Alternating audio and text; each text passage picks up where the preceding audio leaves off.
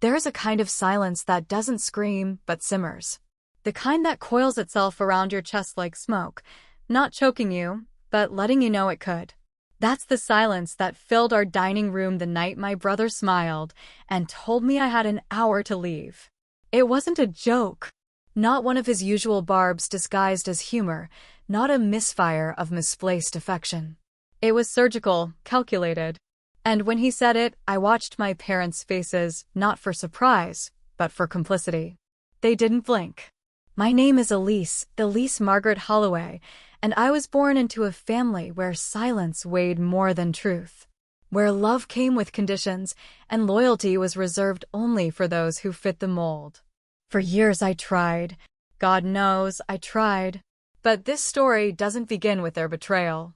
It begins with my betrayal of myself. The years I spent dimming my light, folding my opinions into corners, and giving until I bled just to be tolerated. They never truly saw me. Not as a daughter, not as a sister.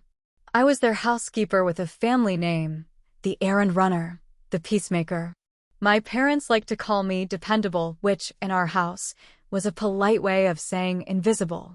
So when my brother, Nathan, 2 years my junior, always the favorite, leaned back in his chair that night, smug in the glow of the chandelier, and delivered his edict, I didn't flinch. I reached into my bag, unfolded the documents I'd been carrying for months, and laid them gently on the table. Actually, I said, my voice steady with the steel I had spent years forging, you all have 24 hours.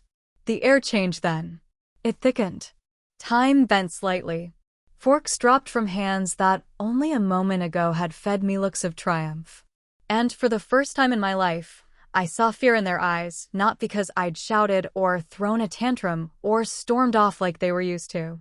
No, it was the quietness of my power that undid them.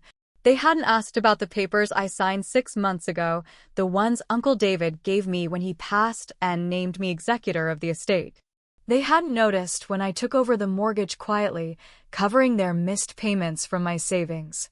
They'd ignored the letters, the subtle shifts in ownership, the legal name change on the deed. They never imagined I'd be the one to hold the keys because they never imagined I'd be anything but beneath them. But here I was, owner of the house they built but never really owned. Holder of the legacy they thought was theirs by birthright. Read it, I told them, sliding the document toward my father. His hands, those same hands that once built my childhood swing set, that had turned to fists in his worst moments, trembled. His eyes scanned the page, his jaw tightening with every line. This isn't possible, he muttered. Oh, it is, I said, finally allowing the smallest smile. It's just that no one was paying attention. And wasn't that always the problem? To understand what happened that night, you have to understand what came before. You have to see the years that led to the moment their forks clattered onto porcelain and their power slipped through their fingers like sand. You have to see me, not the woman in silk with legal documents in hand, but the girl who once slept in the attic room with a leaky ceiling and dreams too large for the house she was born into. I was the second child, the afterthought. Nathan, my brother, arrived first and brought with him all the light my parents ever cared to bask in. When I was born 2 years later, the family photos already had their centerpiece. I was merely a frame filler, a convenient prop. Even as a child, I understood the hierarchy. When Nathan broke the kitchen window, I apologized. When he failed his exams, I was told to tutor him, even though I had my own homework, my own ambitions. When he took my allowance and spent it on candy for his friends, my mother only smiled and called him generous. I remember the first time I saw the real power of silence. I was 10, and I had won a citywide poetry competition. I remember trembling with pride, holding the certificate in both hands, waiting for someone to care. My mother was scrubbing the floor. She looked up, smiled politely, and said, "That's nice, dear. Can you set the table?" That day I learned that in our family, brilliance without compliance was a threat. And I had already started to shine in ways they didn't know how to dim. So I learned to quiet myself, to become what they needed, dependable, available, endlessly accommodating. I buried my rage beneath niceties, folded my grief into neatly arranged calendars, and wore invisibility like a second skin. I moved out at 19. Not because they pushed me, but because I needed to breathe. I worked 2 jobs to pay for college. I studied business administration not because it was my passion, but because I knew I needed tools they would never give me, tools they feared I might use. When Uncle David got sick, he called me. Not Nathan. Not Mom. Me. He was always different, watchful, quiet. He saw things. He saw me. I visited him every week during his decline, sat with him while the others made excuses, sent texts, said they were busy. He told me stories about his youth, his regrets, and the property he had inherited but never touched. "I want you to have it," he said one afternoon as snow fell softly outside his hospital window. "You'll know what to do with it." It was only after he passed that I discovered what he had meant. The house wasn't just a structure of bricks and timber. It was a symbol of autonomy, of legacy, of everything my family believed belonged to the rightful heirs, the ones who played the part. Nathan assumed he would inherit it by proximity, by tradition, by sheer confidence. But legacy, I was learning, isn't always passed down like china and silver. Sometimes it's given quietly, tucked into manila envelopes, entrusted to those who understand its weight. And so, over the course of months, I signed papers, paid taxes, updated deeds. I wore my invisibility like armor, knowing one day I would need it. That day was the dinner. That night, when Nathan grinned and said, "You have an hour to move out," he thought he was twisting the knife. He didn't know I was holding the blade. They never did. The silence didn't crack, it collapsed. Like an old dam finally giving way, years of smugness and certainty drowned under the weight of 5 sheets of paper I laid flat on the dining table. Nathan's grin was gone. It hadn't slid from his face, it had been ripped, as if realization itself had claws. Dad was the first to speak, voice rough and unfamiliar. "Elise, what is this?" He said my name like it was foreign. Like he didn't know who I was. And in truth, he didn't. "This," I said gently, as if explaining a recipe to someone hard of hearing, "is the deed to the house. Signed, notarized, and filed 6 months ago." My mother's hand fluttered to her chest, a rehearsed gesture she used whenever confronted with something unpleasant. It looked almost elegant, except her fingers were trembling. But how? The question wasn't really about logistics. It was about audacity. Because in this family, control wasn't earned, it was assigned. And no one had assigned it to me. I didn't answer. I let them read. The date. The stamp. The line that read, "Elise Margaret Holloway, sole owner of the property located at 14 Oak Hill Drive." I watched their faces move through grief like it was a funeral. Denial. Anger. Bargaining. But there would be no acceptance. Not that night. Nathan stood suddenly, pushing his chair back with a screech that sounded like protest. "This is a joke," he said, his voice breaking into the high register of a boy used to getting his way. "You think you can just waltz in and, kick us out?" "I don't think," I said. "I know." His hand slammed on the table, rattling the crystal. "This is our house." "No," I said. "This is the house you were raised in.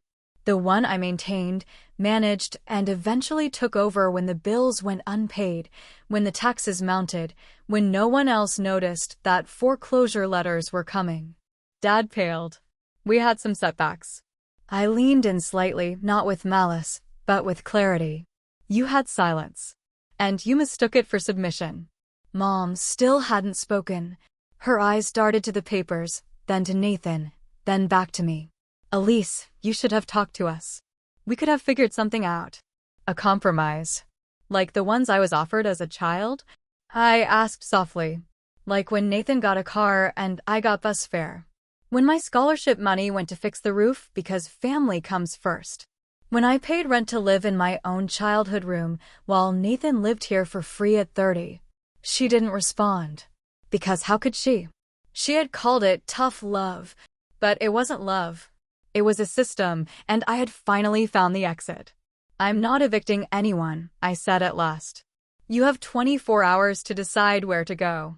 And how you leave, dignified or otherwise, is up to you. Nathan's face was flushed now, his fists clenched at his sides. He looked ready to fight. Don't, I warned. Everything is legal. Every page is in order. And I am not the girl you bullied in the hallway, or the sister you blamed when your life didn't turn out golden. I stood then. Not fast. Not triumphant. Just upright, solid, whole. I'll be back tomorrow at the same time, I said. Don't make me call the sheriff. And I left. Behind me, I didn't hear shouting. I heard something else, something even more satisfying. I heard silence again. But this time, it wasn't mine. I drove that night with the windows down, letting the cold air sting my face. It wasn't about cleansing. It was about feeling something real, something that wasn't guilt or shame or that familiar ache of being dismissed. The roads were empty, and for once, so was my mind. I didn't cry. People assume that when you reclaim your power, it's euphoric, liberating, cinematic. But that night, I just felt tired. I stopped at a little roadside diner, the kind that hadn't changed its menu since 1974. I ordered black coffee and toast. I stared out the window as the waitress refilled my cup without asking, sensing I wasn't here for food. I thought about the house. Our house. My house. It didn't feel like a victory. It felt like a reckoning. You don't spend 30 years trying to be seen and then suddenly bask in being the one who holds the deed. There's too much grief in the journey. Too many versions of yourself left behind in silence. I remembered the years I paid the property tax from my meager salary because Nathan kept forgetting and Dad's job wasn't what it used to be. I remembered walking to work during snowstorms because Mom said the gas bill needed paying more than I needed a bus pass. I remembered giving up the graduate program I got into so I could stay close, help out, be the daughter they could lean on but never truly lift up. So yes, the house had always been mine. Piece by invisible piece. I just hadn't held the paperwork to prove it. Until now. The next morning, I returned. The house looked the same, modest, colonial, with ivy climbing up the left side, like it had something to prove. The lawn was trimmed but tired, like it too had grown weary of pretending. When I stepped through the front door, the air was still thick with the previous night's tension. Boxes had begun to appear. Not many. Just enough to show that they believed me. Or at least feared me. Nathan was in the living room, pacing. He looked like a caged animal, feral in his restlessness. You're serious about this, he said, not as a question, but with something closer to a I am, I replied. Mom was in the kitchen, folding tea towels. A performative calm. Her armor. You've made your point, she said without turning around. No, I said. The world made my point. I just finally picked it up. Dad sat at the dining table, hands steepled, eyes tired.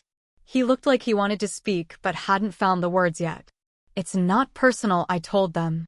And I meant it. It's just time. They weren't cruel people. Just conditioned ones. They'd spent their lives believing love meant control, and that authority came with age and title and proximity to masculinity.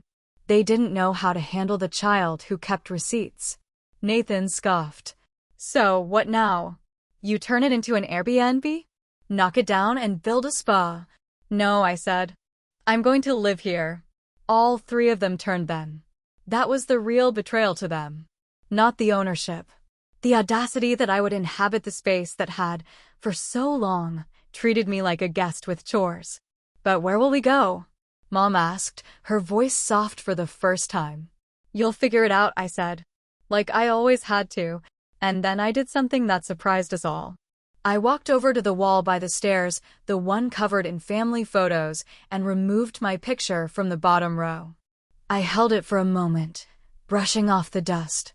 Then I moved it to the center. The day I moved into my own house, a phrase I kept repeating in my head, like a prayer or a dare it rained. Not a downpour, not dramatic. Just that steady, whispering kind of rain that seems more like a presence than weather. Like the sky is weeping without drama. I took it as a baptism. The moving truck arrived at 8 a.m., and by then, Nathan was gone. I hadn't asked where. I didn't need to. His pride wouldn't have allowed him to stay under the same roof once I became its roof. Dad left shortly after, suitcase in hand, not meeting my eyes. He paused at the door, perhaps expecting a final word. I gave him none. Silence, it seemed, had finally become mutual. Mom lingered. She wasn't ready to let the curtain fall, not on this house, not on this daughter she never really understood. She stood in the foyer like she had so many times before, waiting for someone to do the emotional labor she couldn't. "You'll be alone here," she said quietly. "No," I said. "I'll be home." It wasn't just a rebuttal. It was a reclamation. Home had always been a place I served, not a place I belonged. That was changing now. By mid-afternoon, the house had transformed. Not dramatically, but in small, vital ways. The living room, once dominated by Nathan's oversized leather recliner, was now centered around the old bookshelf I rescued from a thrift store. It had belonged to someone who annotated their pages, small scribbles in the margins about love and loss and recipes from their grandmother. The bedroom that had been mine in name, but never in space, was now painted a soft shade of slate blue. My bed, finally queen-sized, faced the window. Light poured in like a secret finally revealed. And the kitchen where I had once stood washing dishes while my brother lounged and my father barked about overcooked pasta, was quiet. Still. Mine. I hung up a chalkboard on the wall next to the fridge, not for reminders. For affirmations. Today I wrote, "You are not the sum of their silence." Later that evening, I found a box I hadn't meant to open yet. One of the old ones, labeled junk/maybe. Inside was the journal I kept from age 12 to 20. The ink had faded, but the words were sharp as ever. They said Nathan needed the new laptop more than I did. I said okay. I always say okay. Mom said she's proud of me for being independent. She said it like a compliment, but it felt like a sentence. Maybe if I disappear more, they'll love me better. I read the words and I didn't cry. Not because I wasn't sad, but because crying had always felt like a performance for an audience that never clapped. Instead, I tore out one page. The one with the line, "Maybe if I disappear." I crossed it out and wrote beneath it, "Or maybe I was just never meant to stay small." That night, I cooked dinner in my kitchen. Nothing fancy. Rosemary potatoes, grilled asparagus, a piece of salmon with lemon. I poured a glass of wine, lit a candle, and sat at the table in silence. But this time, the silence didn't hurt. It healed. They came back, of course. Not all at once, not with apologies, but with questions disguised as concern and nostalgia wrapped around the edges of manipulation. The first to return was Nathan. It was 3 days after I'd officially moved in, just as the gardenias I'd planted in the front yard began to bloom. He didn't knock. He never had. I heard the door creak open and his footsteps on the hardwood, too loud, like he wanted to be heard before I had a chance to send him away. "Still locking the front door, even when you own the place," he said, a weak attempt at humor. I didn't smile. "Get to the point." He glanced around, taking in the freshly painted walls, the rearranged furniture, the absence of his things. "This isn't how it used to look," he muttered. "Exactly." He sighed, leaning against the doorway like he was posing for a sympathy portrait. "Look, Elise." I was surprised that night. Caught off guard. "You mean you weren't prepared to lose control?" He bristled. "I just didn't expect you to do something like that." "It's not you." "No," I said, standing straighter. "It's not the me you're used to, but it's the me who always existed. You just didn't see her." There was a beat of silence. "You didn't have to be so harsh." "Neither did you." For 30 years. He looked like he wanted to argue. Then he looked like he didn't have the energy. That's the thing about entitlement. It rarely survives humility. He pushed his hands into his pockets. "So what now? You just cut us off? Pretend we don't exist." I don't have to pretend, I said quietly. You all did it for me, for decades. He left after that. No dramatic exit. Just a door closing gently behind a man who had never imagined he could be dismissed. The second visit came from Mom. She brought cookies. It was almost funny. Elise, I just wanted to check in, she said, handing over the Tupperware like a peace treaty. It's so quiet at the house. Feels strange not having you around. I was always around, I said, not unkindly. You just didn't look. She winced slightly, setting the cookies on the counter. You were always so strong. I didn't think you needed us the way Nathan did. That's what you told yourself. What you needed to believe to justify the choices you made. She sat at the kitchen table, her hands folded too neatly, her posture too composed. I know we weren't perfect parents. I raised an eyebrow. We tried. But sometimes, you focus on the one who screams louder. You forget about the one who suffers silently. No, I said. You didn't forget. You ignored. There's a difference. Her eyes filled, but I didn't reach for her hand. Not out of cruelty, but because this time, I needed the moment to belong to me. I'm not asking for an apology, I said. But I'm also not accepting a revisionist history. She nodded slowly. Will you come to dinner next week? Just to talk. I didn't answer right away, because I had learned that not all olive branches are rooted in sincerity. Some are just attempts to get back what was never rightfully theirs. The invitation sat on my kitchen counter for 3 days before I opened it. Cream cardstock, elegant font, my name embossed in gold. A family dinner. Just like old times, it read. But there had never been any old times worth reliving. Not for me. Still, I went. Not because I missed them. Not because I wanted closure. But because sometimes the only way to heal is to walk straight through the place that once burned you and no longer feel the heat. The house looked the same. The porch swing creaked the way it always had. The scent of overboiled vegetables drifted through the air like a ghost of forgotten meals. Inside, they had set the table for 5, as if things were normal. As if this was just a gathering, not a reckoning.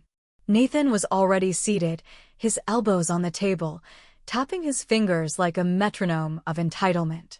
Mom was in the kitchen, humming a tune I used to associate with Sunday mornings. Dad, who hadn't looked me in the eye since the deed had shifted hands, stood at the window, pretending the view mattered. Glad you came, Mom said too brightly. I sat down, hands folded neatly in my lap. Let's just talk. It began politely. Pass the salt. Have some salad. But it didn't take long. Dad cleared his throat. Elise, we've been thinking. Maybe it's time to revisit the house situation. You've made your point. You've asserted yourself. I stared at him. This isn't about assertion. It's about ownership. Nathan jumped in. We all grew up there. That house is part of our family. You shouldn't get to decide everything. I already have, I said calmly. And not because I wanted power, but because I finally recognized my own worth. They didn't understand. I could see it in their eyes. To them, this was still about fairness, about shared blood, about some distorted idea of tradition. But worth, I had learned, wasn't measured in sentiment or surnames. It was measured in effort. In sleepless nights spent crunching numbers to keep the lights on when Dad gambled away the bill money. In weekends sacrificed to paint peeling walls while Nathan partied and Mom claimed she was too tired. In quietly covering tax payments with tips I earned from waiting tables during college because the family couldn't manage a budget. I paid for that house long before the paperwork said so, I told them. Not with money alone, but with every ounce of myself you were so willing to take. The room fell into a hush. You always made it look like you had it all together, Mom whispered. I didn't realize how much you were carrying. You didn't want to. That was the truth. They had preferred the illusion. The daughter who didn't complain. The sister who stayed silent. The woman who swallowed her needs so others wouldn't choke on their own failures. Well, Nathan muttered, maybe we were wrong. Maybe. Or maybe they were just caught off guard by the math finally adding up. 1 daughter, 3 dependents, 0 apologies, and a ledger finally balanced in my name. After that dinner, they didn't call for a while. No surprise. Silence had always been our family's fallback language. Not a space for reflection, but a weapon sharp in its withdrawal, wielded with precision. But this time, I welcomed it. Because for the first time, silence wasn't being used to punish me. It was simply theirs to sit with. I returned to my house, and planted tulips along the walkway. I liked the thought of something blooming where there had once been only footsteps and resentment.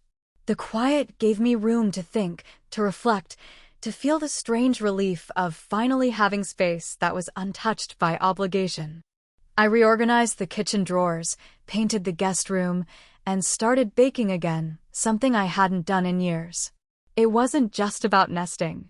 It was about rediscovering the woman I might have been had I not spent decades performing for love that never clapped.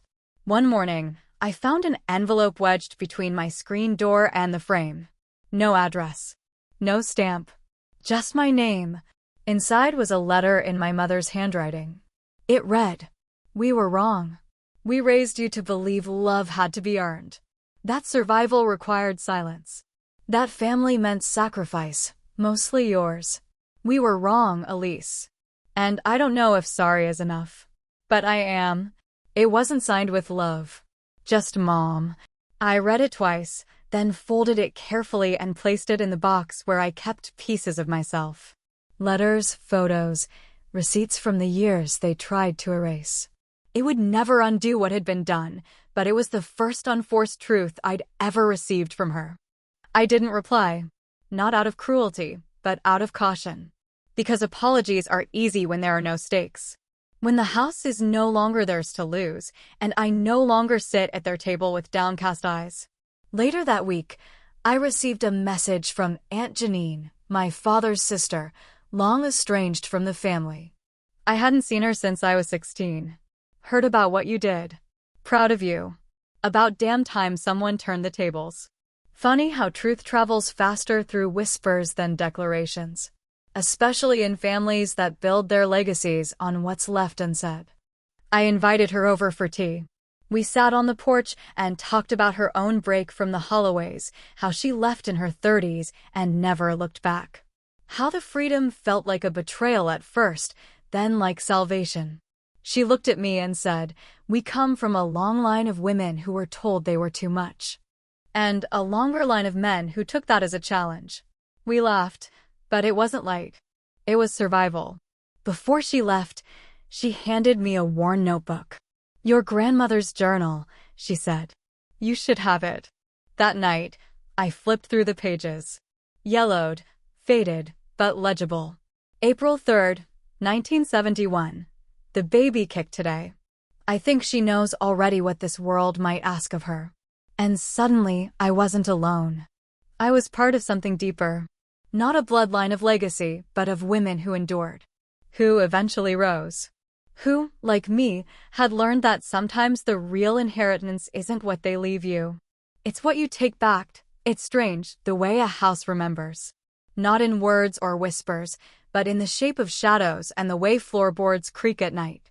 Every room still held echoes of who I used to be, the girl who never spoke too loud, the woman who never took up too much space. But slowly, I began to rename them. The formal dining room where family dinners once turned into performance reviews, I turned it into a studio, sunlight streaming through sheer curtains, canvases stacked along the wall. I wasn't a professional artist, but it didn't matter. I painted with a kind of joy I hadn't felt since childhood. Shapes, colors, abstractions of pain and growth. The living room, once cold and staged, now held warmth. Plush throws. A bookshelf filled with stories I chose, not ones left behind or pushed on me. A fireplace I actually used, not just for show. The upstairs hallway, once a place I had tiptoed through to avoid being noticed, now held framed photos of moments I'd chosen to celebrate. Not weddings or graduations they orchestrated, but solo hikes. A sunrise in Sedona. The day I got my business license. Even the attic, long forgotten. A place my father once used for storage and my mother for secrets became mine. I cleared it out, sweeping dust and ghosts alike. I laid down rugs, hung twinkle lights, and made it my reading sanctuary. Every reclaimed space whispered something back to me. You are allowed here. You belong. It was during one of these quiet moments, curled up in the attic with tea and a book, that I received a message from an old college friend, Talia. She had always been intuitive, sharp. We hadn't spoken in years. Her message was simple. I heard what you did. You're a storm they never saw coming. Coffee? We met at a cafe downtown. She looked exactly the same, wild curls, eyes full of questions. But this time, she wasn't the only one with stories to tell. Over espresso and almond croissants, I told her everything. The dinner, the documents, the silence before and after. Talia leaned back, studying me. You're not angry, she said, surprised. No, I replied. I'm awake. And I was. For the first time, I was making decisions not from fear or guilt, but from clarity. I started freelancing part-time, event planning, space curation, small-scale design projects. Things I'd always done for free, for others, with no recognition. Now I charged, not because money was the goal, but because value should never be assumed. It should be acknowledged. One afternoon, while setting up for a client's home rebranding session, I caught a glimpse of myself in the mirror. Not just my reflection, my stance. Straight. Certain. Not apologizing for being seen. I smiled. Because somewhere between eviction threats and inheritance letters, I had become a woman they didn't recognize. And that was the point. 2 months had passed since I reclaimed the house. In that time, the days had softened. I'd grown accustomed to the stillness, the absence of constant comparison and correction. I no longer flinched when the phone rang or expected disappointment in every envelope. The air itself seemed kinder. Then came the estate attorney's letter. It arrived one Friday afternoon, the sky silvered with autumn clouds. I opened it on the porch, a cup of chai in hand, the smell of cinnamon grounding me. To Ms. Elise M. Holloway. As the legal executor of the Holloway family estate, I am writing to inform you of the final review regarding the trust division, particularly concerning the recent ownership transfer of 14 Oak Hill Drive. My breath caught. There it was, in black ink and sterile legal phrasing. Your father has submitted a petition contesting the transfer on grounds of emotional duress and assumed inheritance. I laughed. Not because it was funny, but because it was so predictable.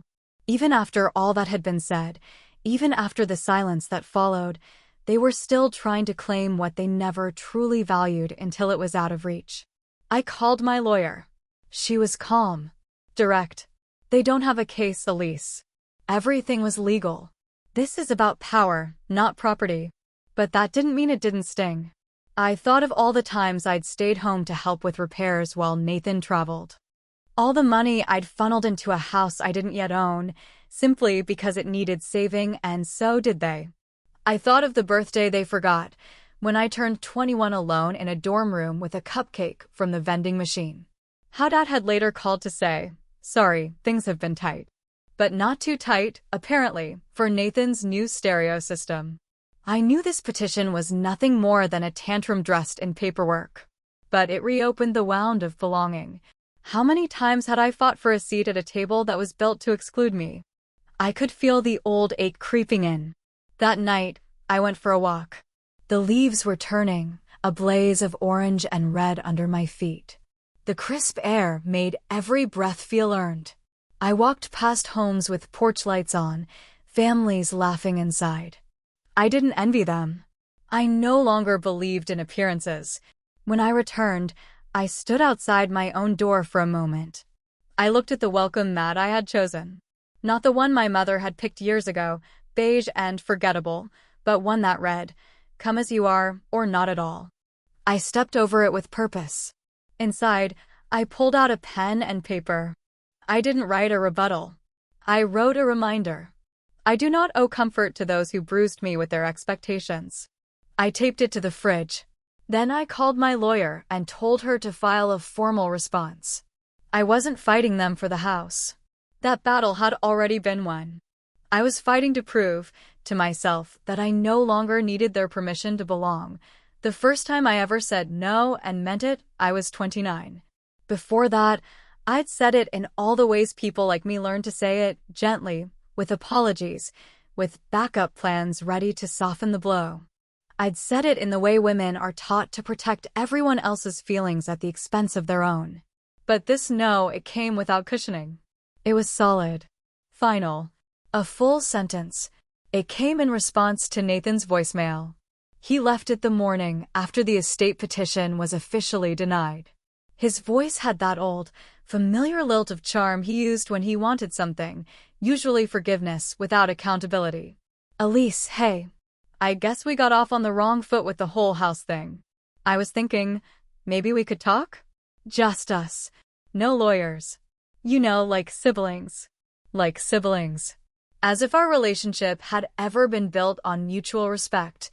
As if he hadn't spent most of our lives reminding me of my place beneath his. I didn't return the call. Instead, I stood in the hallway of my home, and looked at the nail where his graduation photo once hung. I remembered how they'd passed it around at his ceremony, boasting about his future. There had never been a photo of mine beside it. No one had thought to bring a camera when I graduated. That was the thing about my family. They remembered the loud moments and ignored the quiet triumphs. Nathan's football games, Dad's work promotions, Mom's charity gala outfits. But my victories were too soft-spoken to be noticed in a house full of noise. Until now. A week after the voicemail, he showed up. Again, without calling. Some people mistake entitlement for courage. I opened the door halfway. I just want to talk, he said, holding a coffee like a peace offering. I don't, I replied. He blinked. You don't even want to hear me out? No, I said again. Not this time. He stood there, stunned. As if my refusal violated the script he'd always relied on. The one where I'd eventually give in, smooth things over, make the problem go away. I miss my sister, he said quietly. I met his gaze. Then maybe you should have treated her like someone worth keeping. And I closed the door. Not with a slam. With certainty. Inside, I made tea. Sat by the window. Watched the light stretch long across the floorboards. I let the peace wash over me, not as a reward, but as a right. No is not cruelty. No is not betrayal. No is simply the boundary I never knew I was allowed to draw. And for once, I didn't feel guilty.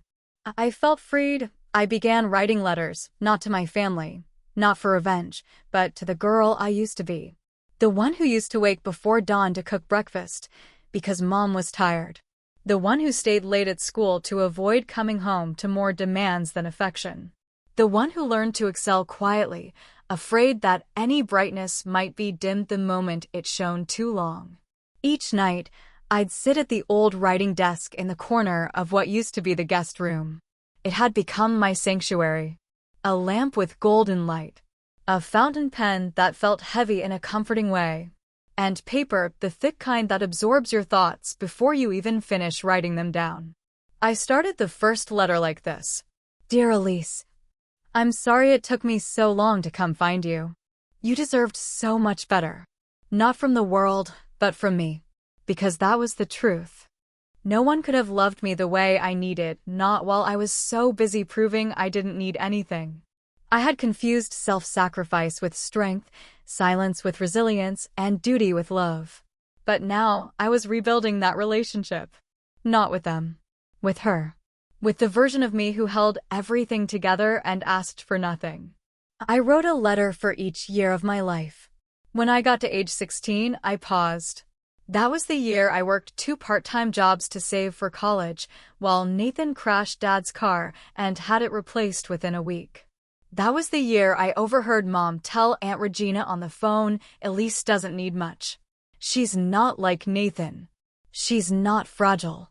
As if being overlooked was a badge of honor. I wrote, you were never hard to love. You just made it easy for others to forget how. I sealed that letter in an envelope and placed it in a small wooden box I had found in the attic. It became my archive, not of pain, but of proof. That I existed. That I mattered. That I remembered. One day, maybe, I'll burn them. Let the wind carry those words into the sky. But not yet.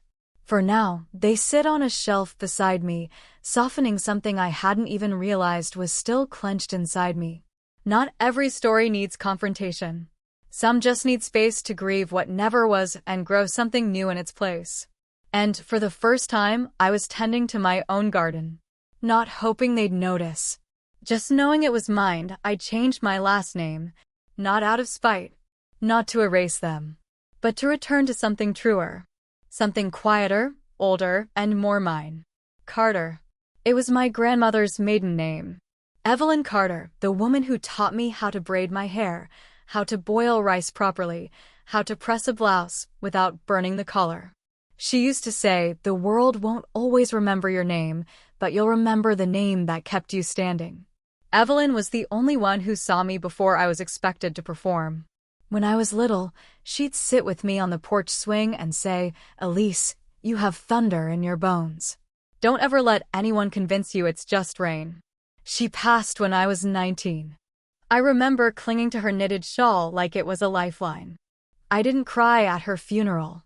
I waited until 3 days later, in the back row of a library where no one knew me. When the paperwork came through for the name change, I stood in front of the mirror with my new ID card in hand. Elise Margaret Carter. It felt like truth pressed into plastic. That weekend, I walked through the cemetery and found Evelyn's headstone. I sat beside her for over an hour, tracing her name with my fingertips, whispering updates like she'd never left. I kept the house, I told her. I made it mine. Finally, the wind picked up, rustling the leaves around my feet. I took it as her reply. I told almost no one about the name change. Those who mattered already knew who I was. Those who didn't would learn. When I signed my next client contract with that name, I felt it anchor me. The woman who had once been hollowed by a family name was now rooted by her own. That same week, I updated every legal record, every email signature, every account. It was exhausting, but cleansing. Like combing through the clutter of a forgotten room and finding it still had beauty beneath the dust. Nathan found out weeks later. He sent a single message. So you're not a Holloway anymore? Dramatic, don't you think? I didn't respond. Because it wasn't drama. It was definition. I was done carrying the weight of a name that only ever weighed me down. And now, every time I sign something, whether it's a check, a letter, or a lease, I feel Evelyn's presence. A reminder that I belong to no one's narrative but my own. 6 months after the deed changed hands, I hosted my first housewarming. It wasn't for show. It wasn't to prove anything. It was a gathering of people who had seen me through, the ones who held me together when I was unraveling, even if they didn't always know it. There was Nora, my high school English teacher, who slipped me books under the table when my parents said reading fiction was a waste of time. There was Mrs. Adler from the bakery down the street, who once gave me free bread rolls when she saw me counting quarters and dimes. There was Talia, of course, who brought a bottle of sparkling elderflower wine and hugged me like I'd come back from the dead. There were coworkers from the art co-op I'd begun volunteering with, women who laughed loudly, loved fiercely, and didn't apologize for taking up space. And there was Ava. Soft-spoken Ava, who worked at the floral shop and had eyes like secrets. She brought a bouquet of wildflowers, chaotic and beautiful. "This house feels like it's healing," she said as she stepped inside. That night, the rooms were full of voices that didn't ask for explanations. Just laughter, warmth, and stories that didn't center around anyone needing to prove their worth. I served rosemary focaccia, a recipe Evelyn used to make. I lit candles in every corner. Music played low, something with strings and soft harmonies. And not once did I think about who wasn't there.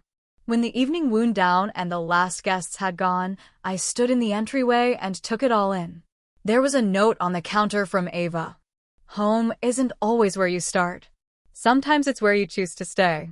I read it twice, folded it, and slid it into the wooden box with the other letters, the ones to my younger self.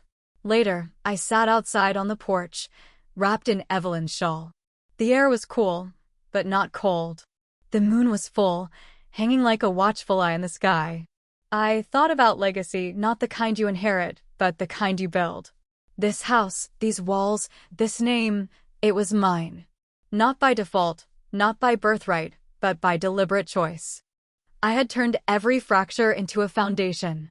I had rewritten every story that began with silence. And now I wasn't just surviving. I was living. 3 days after the housewarming, the past knocked on my door. Literally. It was just after 7 p.m., the sky still bleeding with the last of the sun's warmth, when I heard it, a knock that didn't sound like Nathan's impatience or my father's heavy insistence. It was tentative. I opened the door to find Mom standing there, holding a small box wrapped in butcher's paper and tied with string. "Elise," she said, voice thin. "I won't stay. I just wanted to give you something." I stepped aside, not out of invitation, but courtesy. She entered slowly, her eyes scanning the room like it was holy ground. Perhaps to her it was. The altar she never tended. The sanctuary she never built. She placed the box on the kitchen counter and backed away, like it might explode. "I found this in the attic. Thought maybe you'd want it." I waited until she left before opening it. Inside were pieces of my childhood. A watercolor painting of a dog I made in 2nd grade, its corners curled. A poem I wrote in 7th grade about wanting to be seen. My high school diploma, folded oddly as if it had never been displayed. And at the bottom, a small, silver locket. I remembered it. Evelyn's. I hadn't seen it since the funeral. When I pressed it open, there was a picture of her, young, vibrant, in black and white, and, on the other side, a photo of me at age 5. Grinning, gap-toothed, wearing overalls. It was the only photo I knew of where I looked truly happy. I held it for a long time, my thumb tracing the edge until it warmed. There was no note in the box. Just those objects, each a quiet admission of memory, of motherhood, of absence. I didn't call her. I didn't write back. But that night, I lit a candle and placed the locket by my bedside. Forgiveness doesn't always arrive in declarations. Sometimes it arrives in soft offerings, unspoken and uncertain. And sometimes, forgiveness isn't about the other person at all. It's about letting go of the hope they'll ever be someone else. That night, I wrote a new letter to the girl I was. You no longer need to carry what was never yours to hold. The weight, the blame, the silence. Lay it down, love. You're free now. I folded the letter, added it to the box. Then I stood by the window, watching the stars emerge one by one. The sky, after all, had always been wide enough for me. The change didn't happen overnight. Not in them. Not in me. But change, I've learned, isn't always loud. Sometimes it's the quiet rearrangement of how you speak, how you breathe, how you show up for yourself after years of showing up for everyone else. That month, I made a decision. I wouldn't cut them off entirely. I wouldn't seek revenge or write them out of my narrative like they had tried to do to me. But I would create distance. Not the cold kind, but the necessary kind. The kind that honors the space I needed to grow. The kind that said, you may still be my blood, but I no longer need to bleed for you. So, I sent a letter. Not a confrontation. Not an olive branch. A boundary.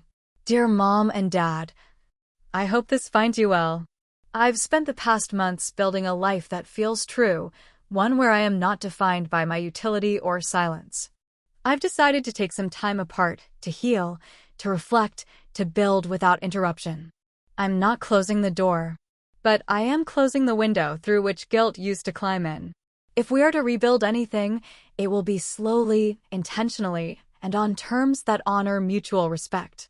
Warmly, Elise. I mailed it on a Wednesday. I didn't expect a reply. I didn't need one, because the act of stating my truth was enough. Meanwhile, life unfolded. I was commissioned to design the interior of a local women's shelter, a project that stitched something sacred into my days. Each room I touched became softer, safer. I filled them with light, with colors that whispered rather than shouted. I designed for women like me. Like Evelyn. Like the girl I used to be.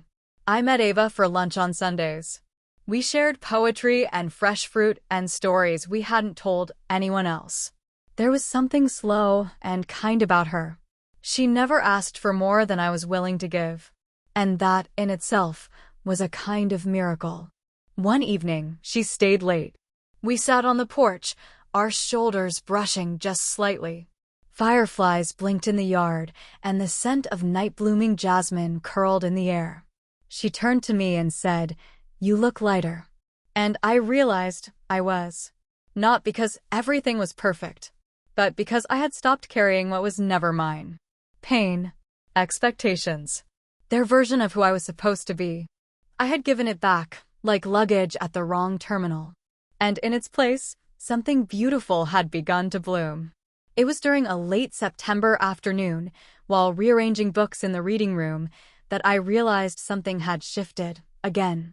The house no longer felt haunted, not by spirits, but by the weight of expectation. The kind that lingered in wallpaper corners and the spaces between footsteps. The kind that makes you pause at every doorway, wondering if you're allowed to enter fully. But not anymore. I had exorcised that presence not with salt or prayer, but with boundaries and belonging. I was dusting the windowsills when I found it, a small, childlike etching scratched into the paint, Image 1996. My initials. 10 years old. That was the summer I'd been grounded for talking back, when all I did was ask why Nathan got a party for his C average, and I got silence for my A. That was the year I stopped asking questions out loud. I traced the initials with my thumb and whispered, "I see you now." Then I repainted the sill, not to erase the mark, but to bless it. In my new life, I found beauty in the unnoticed. The way the sunlight painted the floors at dusk. The humming of the old pipes.